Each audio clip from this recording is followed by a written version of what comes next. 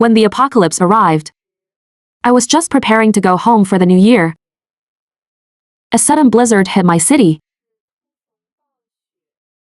The temperature plummeted to -50 degrees within an hour or two. I originally felt lucky to have snatched a train ticket home. Little did I know that on the 29th of the 12th lunar month, it would become humanity's extreme cold train to the apocalypse. Afternoon, February 8, 2026. A heavy snowstorm suddenly struck the entire city. The sky was gloomy. I took my luggage to the train station early. But unexpectedly, before I could even check my ticket, I was stuck right at the entrance. I was stuck for almost an hour. The blizzard was still raging on, with a tendency to get even worse. There were too many people traveling for the spring festival. The noisy lines gradually became overcrowded.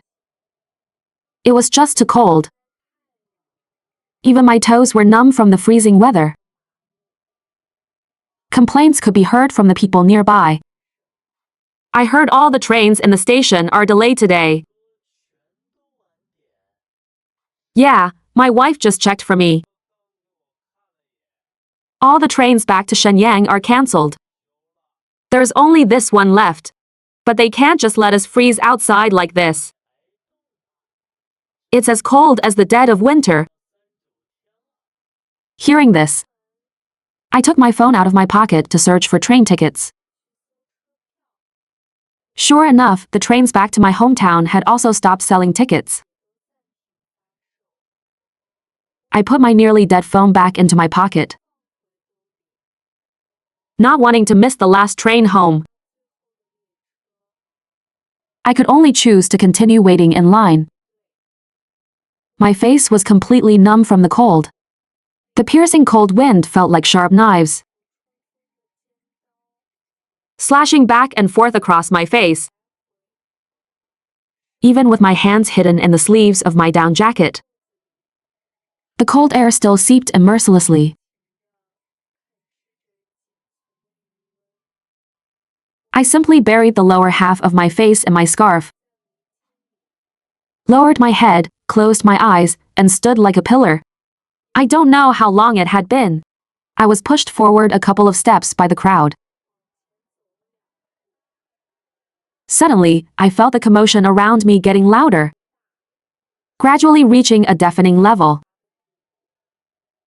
I tried to stand on my tiptoes to scan the surroundings. As soon as I opened my eyes, I saw the girl in front of me being pushed to the ground. I shouted loudly. Someone fell down, while shifting my body to the side. I saw people glaring and squeezing forward. Some were squeezing through the gaps in the crowd. Humanity's negative emotions erupted in an instant.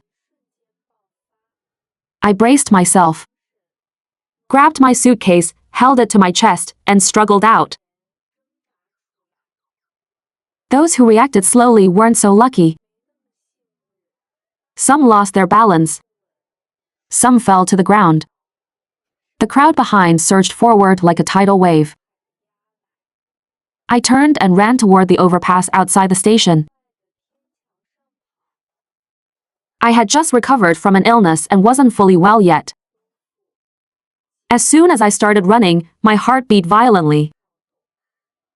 Police whistles, shouts, and the roar of arriving trains slammed heavily into my eardrums. I reached the bridge as fast as I could. The weather was just too cold. Cold air scrambled to get under my clothes. My whole body was shivering uncontrollably. Over 200 people were waiting in the ride-hailing queue. My phone battery was dropping fast, leaving only 15%. I selected all car types at once in the app. More and more people were escaping from the train station. I was afraid a stampede would happen again. so I didn't dare go near crowded areas. At this point, I'd rather freeze outside than squeeze into the nearby shops with everyone else. Nearby, there were parents with small children, pleading with people taking shelter inside a bank. Our child is too young. I can pay you a few $100. Could you please give up a spot inside for us? The kids seemed to be in okay condition, running around in the snow behind the adults. My fingers uncontrollably opened my phone again, right when the battery dropped to 2%. I managed to hail a 6-seater minivan. The driver took several detours and arrived 5 minutes late. By this time, the sky had completely darkened. After getting in the car, I charged my phone and opened WeChat. A string of messages popped up. At the very top was a message from my family group chat half an hour ago. Because of the heavy snow, all flights from the city have been cancelled.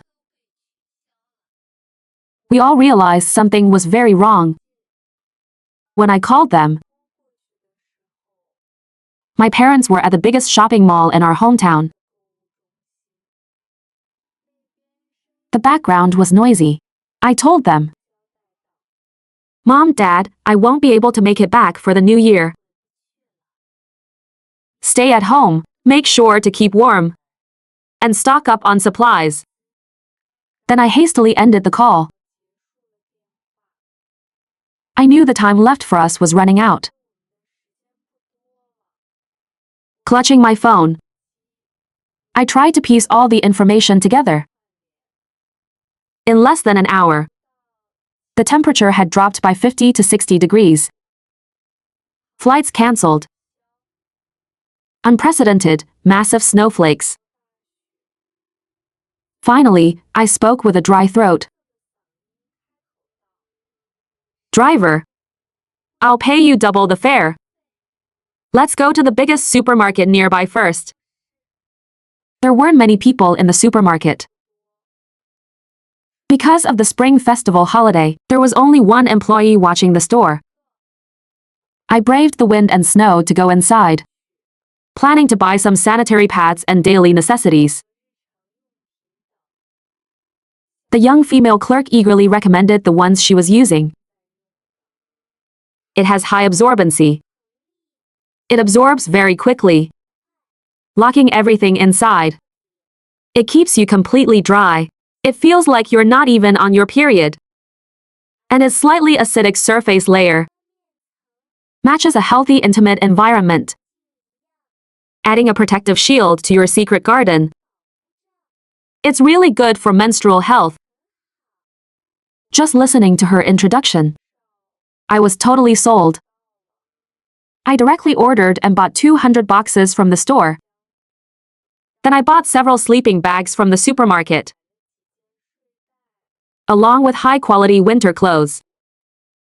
I also went to an outdoor gear shop to buy a camping stove, charcoal, and some self-defense tools. I took a picture of the receipts and sent it to my family's group chat. Because I bought too many things, and there were no other customers, the clerk helped me carry everything to the car. Looking at the completely dark sky, I turned and got into the car. Back in the car, I opened a food delivery app to hoard some groceries. Other large supermarkets showed insufficient delivery capacity.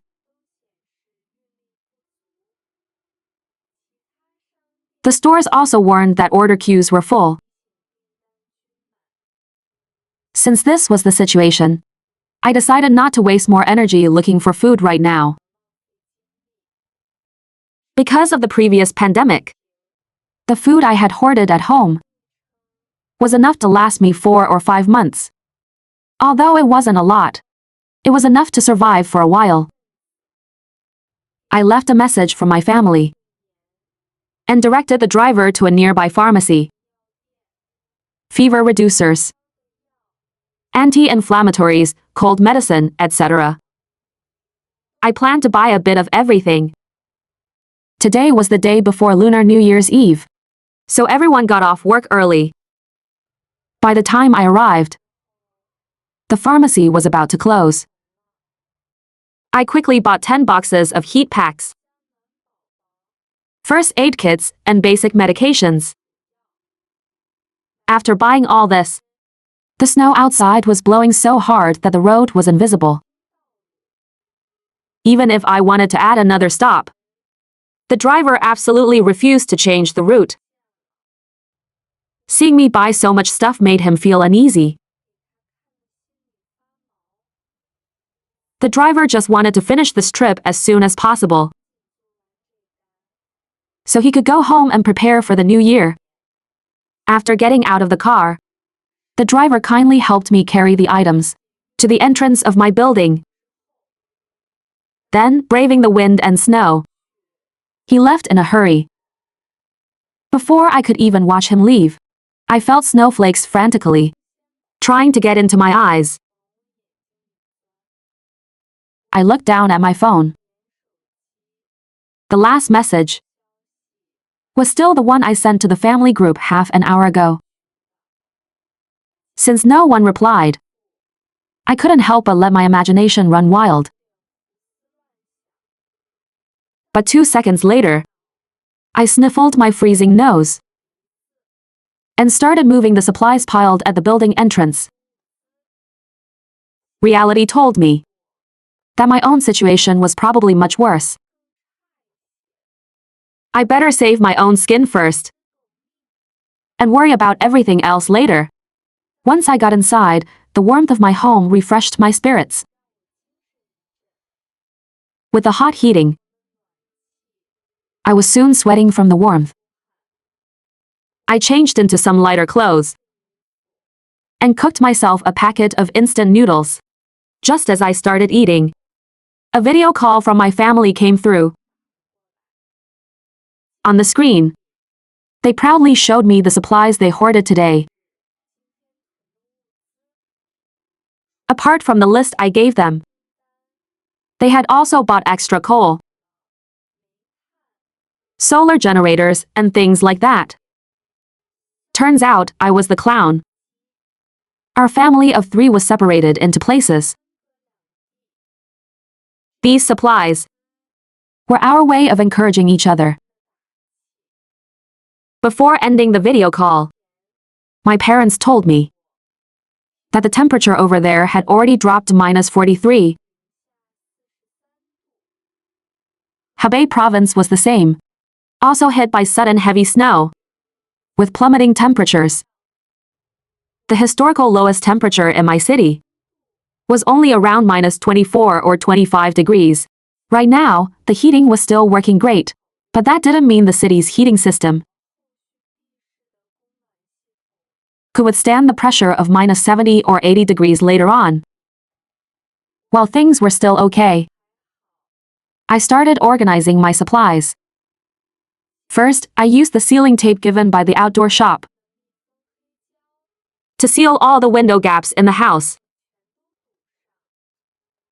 Then I figured out how the solar charging panels worked. Because I was tight on time, I didn't manage to buy that much. After inventorying everything, the food and water were enough to sustain me for 3 to 4 months. If it lasted longer than that, then my death would just be a matter of time. After finishing all this, it was already a.m. I decided to just pull an all-nighter and go out at a.m. to snatch another batch of supplies. The blizzard outside was howling terrifyingly, as if it wanted to swallow the world. I opened my phone and started scrolling through TikTok. It was snowing in the vast majority of places, with people in the south howling in despair. -30 or 40 degrees. We really can't take it anymore. Gradually, everyone started realizing something was wrong with the weather. Because the temperature was still dropping continuously. Before I went out and bought a bunch more supplies in one go. After returning home, I finally breathed a sigh of relief, ready to wash my face and go to sleep. After washing up, I forced myself to finish brushing my teeth. Back in the bedroom, I touched the radiator.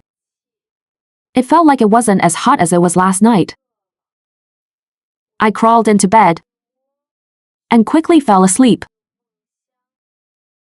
When I woke up again, I was woken up by the cold. I raised my hand and touched my nose. It was a bit cold. What's the temperature now? I unlocked my phone. It was already PM.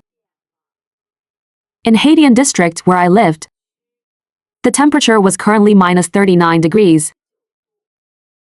The WeChat groups were buzzing with activity, discussing whether to buy supplies or not. The groceries ordered at were still partly out for delivery. Severely delayed. Waves of hunger hit me. I crawled out of bed, wrapped myself in my down jacket, put on the ultra-thick thermal leggings I bought for the new year, and prepared to cook. The first part of my body to feel the cold was my face directly exposed to the air. I shivered from the chill. The radiator was warm, but compared to the heat it gave off last night, it had clearly dropped a lot. I looked out the window again. The sky was still gloomy. The blizzard outside was roaring, battering the windows. There was no one on the streets. All you could see was a vast expanse of white. Looking at it too long made my eyes hurt. I walked to the kitchen and started preparing my first meal since waking up. After tossing around for a while, I brought a bowl of noodles back to my room. After a few bites, I felt my body heat returning. I originally thought that with the temperature drop these 2 days, everyone would just stay at home. But unexpectedly, just as I finished washing the dishes, there was a heavy knock on my security door. My heart tightened.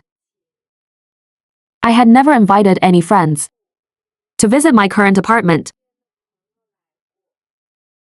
Why would a stranger be out in this weather, knocking on my door? I used to read a lot of apocalyptic fiction, so I knew well that the twisted nature of humanity in extreme conditions is far more terrifying than the disaster itself. I initially wanted to pretend no one was home, but unexpectedly, the person outside knocked even more violently, as if absolutely certain someone lived here. Fearing the noise would attract more people, I grabbed a kitchen knife and went to the door. "Who is it?" I shouted fiercely. What I anticipated didn't happen. The voice of an older woman and auntie came from outside. She was even fiercer than me. Upon hearing my voice, she immediately raised her voice impatiently. "Hey girl! Why didn't you open the door after I knocked for so long?" I was about to snap back even harder, when she choked me back with one sentence. "The community is organizing a snow clearing effort. Volunteers who participate can get a jug of soybean oil and a carton of eggs. Are you signing up or not?" I stood frozen in place. An hour later, I was fully geared up and joined the snow clearing squad downstairs. There weren't many people left in our residential compound. Most young people had gone back to their hometowns. For the new year before the temperature dropped, the ones left were mostly elderly men and women. The snow clearing was effective at first. We cleared more than half of the accumulated snow at the building entrance. But later, the snow fell heavier and heavier, until it was almost pouring down from the sky. The community staff gave us our supplies early and told us to hurry home. I originally thought everyone was shoveling snow just for the free eggs and soybean oil. But a few stubborn old men absolutely refused to leave, insisting on continuing to clear the path. At this point, I just wanted to get home and drink something hot. Their conversation with the community staff was drowned out by the wind and snow, making it blurry. My wife and I are still waiting for our son and daughter-in-law to come back for the New Year's Eve dinner. If you don't let me clear the snow, my kids won't be able to find their way back. Once home, I hurriedly boiled some water, turned on the electric blanket, and crawled into bed. At this moment, my body temperature felt almost no different from the snow outside. I lay in bed recovering for half the day. It wasn't until the boiled water outside had gone lukewarm that I finally felt warm again. I turned on my phone. Today was New Year's Eve. Usually, my family would make 8 or 10 dishes to celebrate the arrival of the new year. I obviously didn't have the means to do that now. After some thought, I took a bag of frozen dumplings from the fridge. For Northerners, it's only New Year if there are dumplings. I simply pan-fried the dumplings. I finished right in time for the New Year's Eve gala broadcast to start. The live stream was very laggy because of the blizzard. It felt like the internet could cut off at any moment. I couldn't even load it, and finally just gave up. After eating the dumplings and washing the pan in just about an hour, the temperature outside had dropped to -49 degrees. News of the extreme cold dominated all trending topics. Weibo was flooded with reports of the extreme cold's arrival. Only now were people realizing what was happening. But this extreme cold had descended so suddenly. Even if people wanted to prepare now, whether they could get any supplies was another huge problem. Should I go out one more time? I wanted to go to a larger supermarket further away to take a look. With just my current supplies, it was barely enough to survive 3 or 4 months. I didn't know if it was worth the risk of going out. I estimated that tonight, it would drop below -50 degrees. Even so, I decided to go out and see. I strengthened my protection from head to toe, stuck many heat packs all over my body, and stuffed a knife into the pocket of my thick down jacket. At 9:30 p.m. on New Year's Eve, I went out. The blizzard outside was even more violent than it was in the afternoon. The snowflakes were as hard as glass shards, smashing into my face with the wind. Only now did I understand what -50 degrees really meant. Many rooftops had huge blocks of ice that would occasionally get blown down by the wind. I could only walk right in the middle of the road. After leaving the compound, I realized there were more people out than I expected. There were also a few cars frozen in the snow, unable to start their engines. After walking with great difficulty for half an hour, I arrived at the supermarket. As a result, the items on the supermarket shelves had long been swept clean.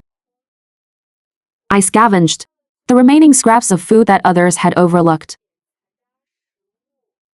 I threw a 100 yuan bill onto the cashier's desk and prepared to head home. The journey back was even harder than coming here. I dragged the items I bought from the supermarket in a cloth bag through the snow. The cold wind howled endlessly, recklessly destroying everything in the city. I struggled to walk on the road. Occasionally, a car on the road would honk its horn a few times. I don't know how long I walked, but I finally entered my compound. Because the residential buildings provided some cover, the situation was slightly better than outside. It finally gave me a chance to catch my breath. I quickened my pace. Walking against the wind for a few more minutes, I finally got home. As soon as I entered, I sat on the floor and rested for quite a while. My whole body felt a bit exhausted.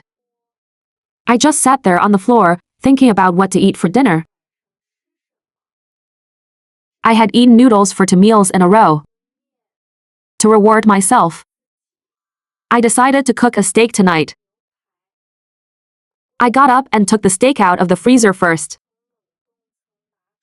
planning to go to my room and take a quick nap.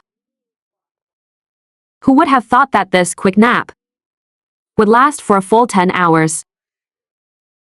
When I opened my phone, I realized it was already AM the next day. The temperature in Hoarding district had now reached minus 57 degrees.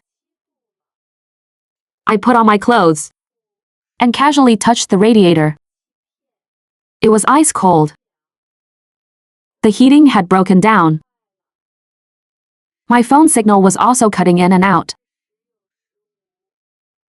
I spaced out for a bit, then got up to cook the steak.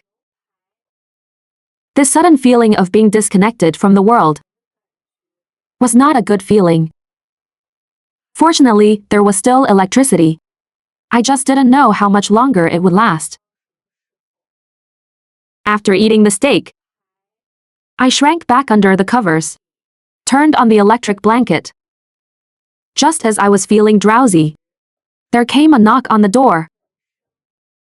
I was instantly on high alert. In a few steps, I reached the door and pressed my eye against the peephole to look outside. Outside stood the same auntie who organized the snow clearing last time. She was standing at my door right now, shivering from the cold. I quickly opened the door.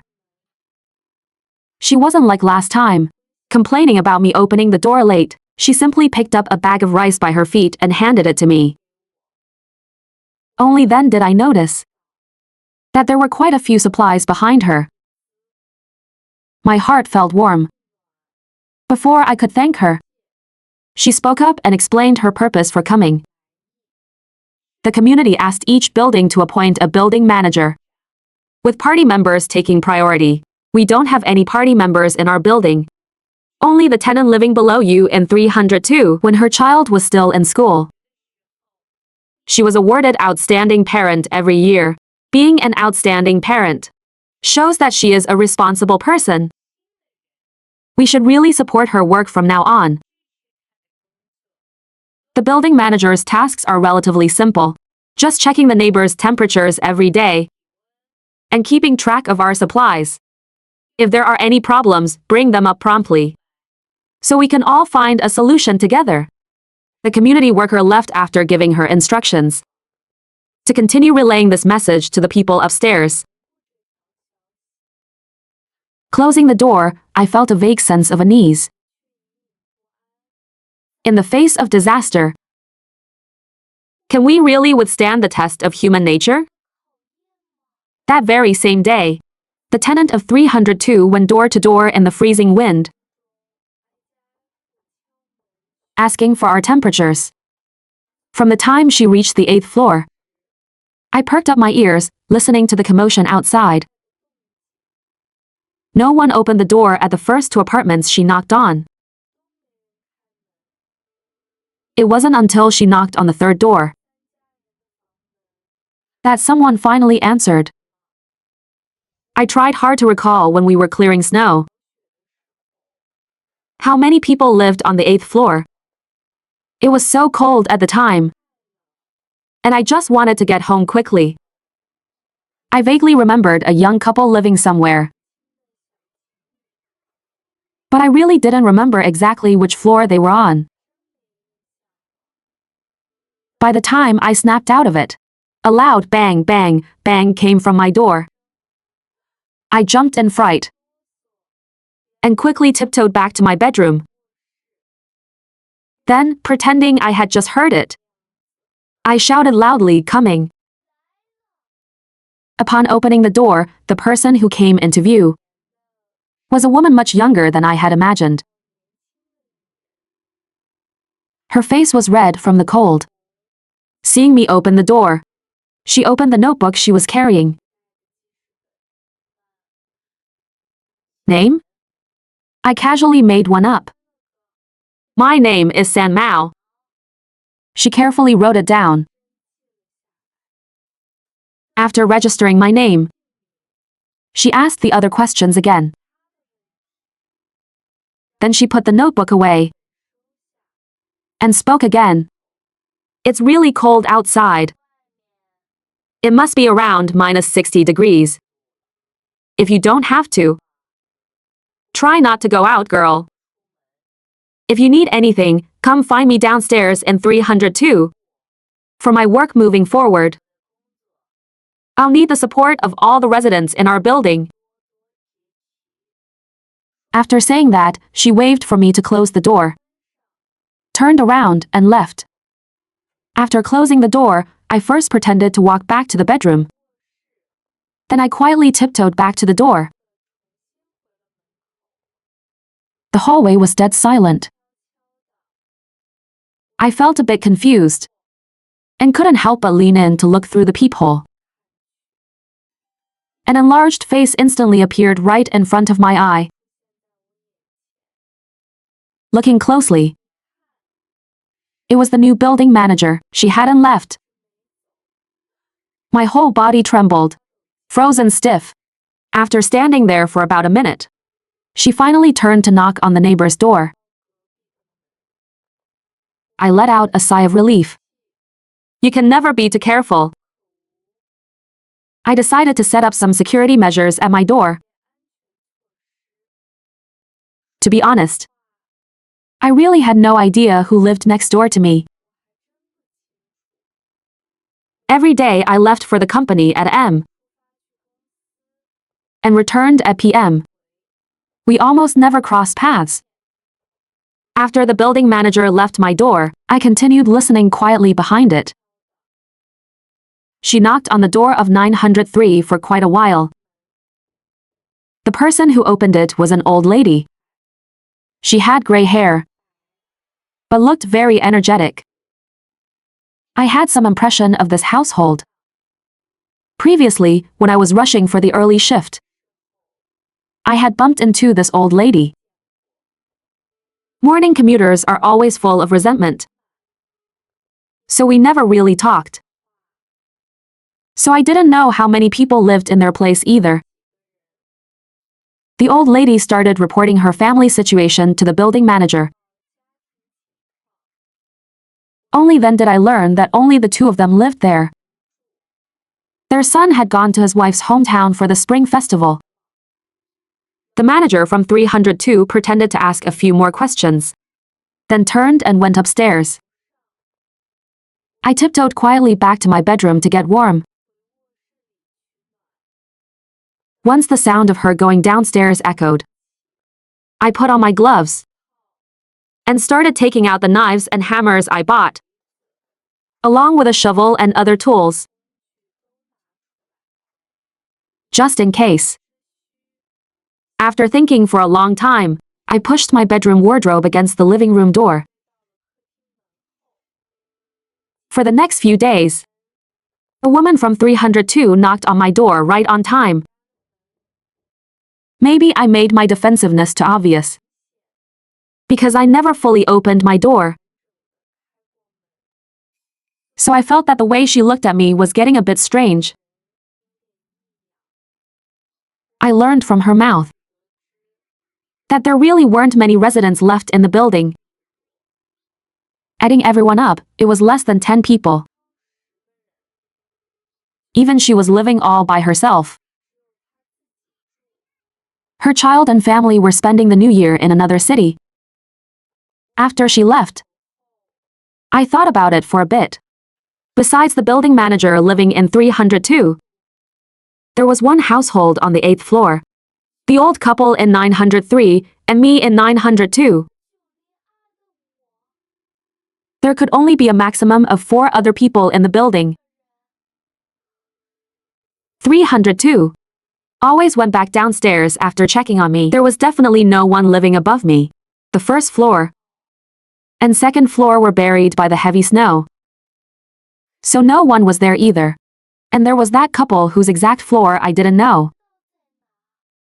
After calculating all this, I roughly had a clear picture in my mind. Before I could relax even a little bit, what was bound to happen finally happened. On the night of the 6th day of the new year, a day that should have been for family reunions, our residential compound lost power. The moment the power went out, I distinctly felt the surrounding temperature plummet. I moved all the supplies I had hoarded into my bedroom, stuck heat packs on myself, and curled up fully on the bed. In the face of severe cold reaching minus 60 or 70 degrees, the heat packs were basically useless now. At night, I shivered uncontrollably under the covers, freezing until the sky began to turn slightly bright. Only then could I bear to use my limited supply of firewood and a gas canister to start a fire. To get warm, I boiled some hot water while I was at it. The milk given by the old lady next door in 903 was also put into the pot for a quick boil. I looked at my remaining firewood and gas canisters, and my heart sank. I only had about 20 gas canisters left, and not much firewood either. Even if I pushed it to the limit, using just a tiny bit during the day, and nothing at night, I could only last another week. Taking advantage of being slightly warmer, my eyelids started feeling heavy. I was truly exhausted. I'd think about the supply problem after getting some sleep. But I hadn't slept for long before someone started knocking violently on my door. Was the building manager really coming out in this weather? I huddled under the covers, pulled the blanket over my head, and tried to go back to sleep. Are you kidding me, lady? In this weather? Just stop going out, okay? At this temperature, getting out of bed is a struggle, let alone standing in the drafty hallway. The knocking outside continued without pause. It was giving me a massive headache. After another minute of knocking, I put on my thick down jacket and got out of bed. Through the peephole, I saw it was indeed the building manager from 302. Thinking back to the time she stood silently outside my door, I was on guard against her. I picked up the fruit knife in my hand, held my breath, and watched to see if she would leave if I didn't respond. Unexpectedly, a gust of cold wind blew past, and the door to 903 slowly cracked open. The door to 903 wasn't closed. Alarm bells went off in my head. Not closing the door in this weather was no different from declaring a death sentence. I stared intensely through the peephole. When I saw the woman from 302 reach out to pull 903's door shut, The hairs on my body stood completely on end. As she moved, I could faintly see specks of blood through the door gap. I gritted my teeth, not daring to make a single sound. Staring dead into the peephole, I watched as she closed the door, tiptoed back to my door, and slowly pressed her face against my peephole. The thought of being separated from her by just a single door made my body tremble uncontrollably. Seeing that there really was no sound coming from my end, she waited for another minute, but eventually succumbed to the freezing cold and went downstairs first. I waited until the sound of a door closing echoed from downstairs before I collapsed sitting behind my door. I didn't dare to make the slightest sound. After a while, I gathered my emotions and returned to my room. Reason told me I should quickly get some sleep and conserve my energy. But a few minutes later, I sat up anyway. I prepared to go over to 903 and take a look. I walked to the entrance and quietly unlocked the door. This was the first time I had opened my security door since that supermarket run days ago. Cold wind fiercely surged into the room. I quickly grabbed a machete and stepped out. The gap in 903E's door had been wedged with a rock. The woman from 302 probably hadn't finished scavenging yet, so she didn't shut the door completely. I kicked the rock away and pushed open the door to my neighbor's apartment. A gruesome scene met my eyes. The old lady and her husband were both lying face down on the living room rug. The blood that pooled beneath them had already frozen into ice. I draped a piece of clothing over them. I stood there and observed a moment of silence for a dozen seconds. After all, they had once given me a bag of rice. I started thinking. Both of them had fallen face down. It seemed the woman from 302 attacked them while their backs were turned. From the looks of it, she must have made her move after the power went out. It seemed the blackout had triggered her. She wanted to plunder the remaining supplies. But why target 903? I had analyzed the residents in this building before. Our 9th floor was probably the most populated floor in the entire building.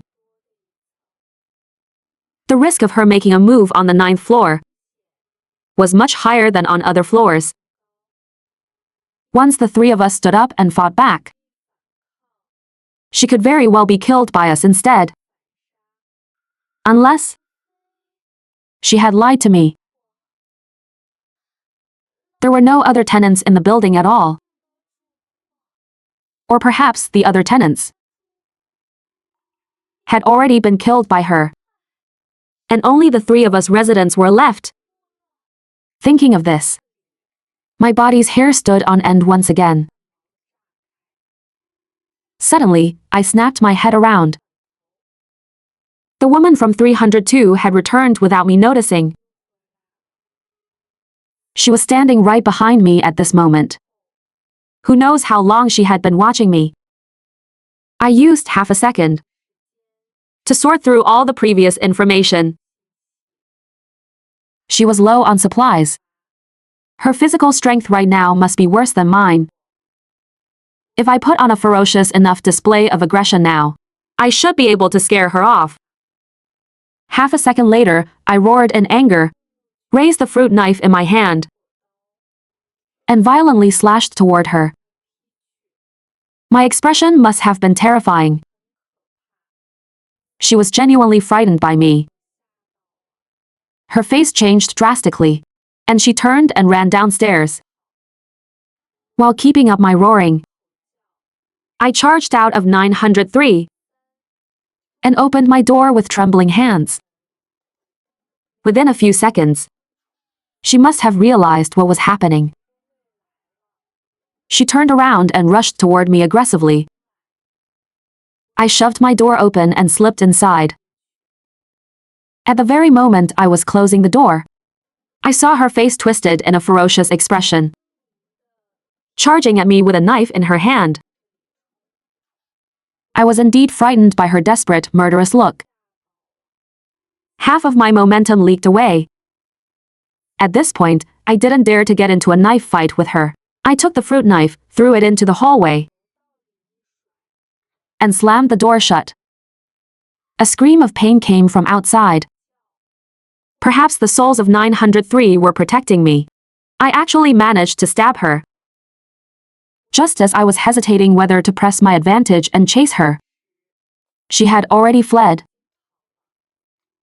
My whole body was completely soaked in cold sweat. Trembling, I walked back to my bedroom. I finally had a chance to lie down properly in my sleeping bag. That woman from 302 was definitely injured. In this weather, being injured meant she'd be lucky just to survive. But this weather was simply too cold. I didn't know how many more days I could last. The snow outside was still falling. I fell into a deep sleep. I slept until the world spun into darkness. I slept until a sliver of light appeared before my eyes. Did I freeze to death? I squinted my eyes and stuck my head out from under the covers. The light bulb in my house, which had been dim for so long, was now flashing with maximum brightness. Thank God! The power was back on. I had made it through. 2 hours later, when community workers and the police arrived at my house, only then did I learn that this woman had sneaked in from another building. First, she killed the original owner of apartment 302, and later stole the identity of 302's tenant to carry out premeditated murders. And I, in the entire building, was the only survivor from her blade.